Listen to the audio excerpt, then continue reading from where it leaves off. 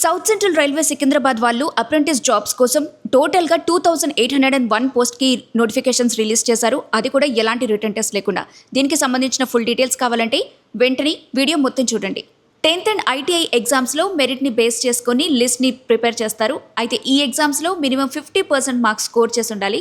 April 11th, 2026 నాటికి 15 years complete అయి ఉండాలి. 24 ఇయర్స్ ఏజ్ లిమిట్ పెట్టారు. దీంతో పాటు సంబంధిత ట్రేడ్లో NCVT, SCVT గుర్తింపు పొందిన సంస్థ నుండి ITI సర్టిఫికేట్ అయితే మ్యాండేటరీ అని చెప్తున్నారు.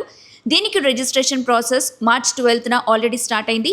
April 4th last date. So registration fees వచ్చేసి 100 రూపీస్. అయితే క్యాండిడేట్స్కి ఆధార్ కార్డ్ కంపల్సరీగా ఉండాలి.